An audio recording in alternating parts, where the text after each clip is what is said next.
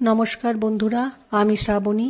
আমি চলে এসেছি আরও একটি রেসিপি নিয়ে। চলো রেসিপিটি তাহলে একবার দেখে নিই। আজকের রেসিপি সরস্বতী পুজো স্পেশাল ভোগের বাঁধাকপি। রেসিপিটি বানানোর জন্য একটি বাঁধাকপি নিয়েছি।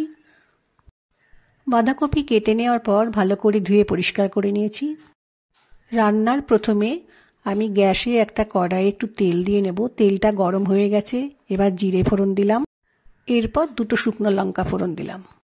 এবার দিলাম দুটো দারচিনির টুকরো আর একটা ছোট এলাচ, আর দিলাম একটা তেজপাতা। ফোড়নটাকে খুব ভালো করে একটু ভেজে নেব। ফোড়ন আমার ভাজা হয়ে গেছে। এবার আমি একটু বড় বড় টুকরো করে আলু কেটে রেখেছি, সেটা তেলের মধ্যে দিয়ে কিছুটা সময় ভেজে নেব।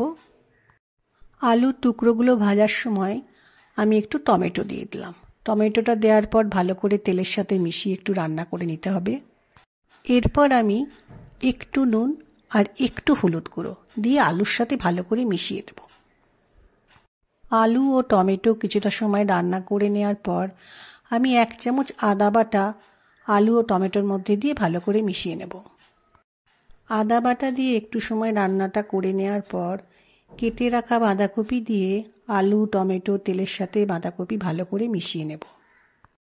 গ্যাসের ফ্লেমকে লো করে রেখে বাঁধাকপি মিশিয়ে নেওয়ার পর এবার আমি এক এক করে মশলাগুলো দেব। প্রথমে দিলাম নুন, এরপর দিয়ে দিলাম হলুদ গুঁড়ো, এবার দিলাম লঙ্কা গুঁড়ো,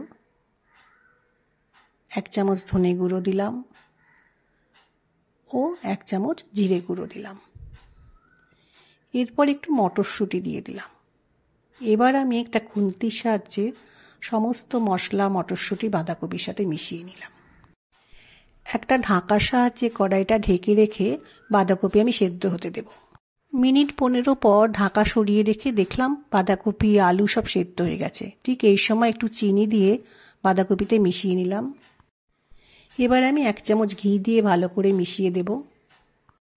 এই সরস্বতী পুজোর ভোগে স্পেশাল এই বাঁধাকপি রেসিপিতে আমি কিন্তু একটা ভাজা মশলা দেব, যেটা হচ্ছে জিরে, ধনে, একটু মৌরি, একটা দারচিনি ও ছোট এলাচ।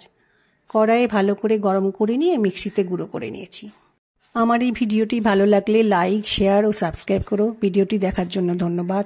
আজ ভিডিওটা এখানেই শেষ করছি। ফিরে আসছি আরও একটি রেসিপি নিয়ে।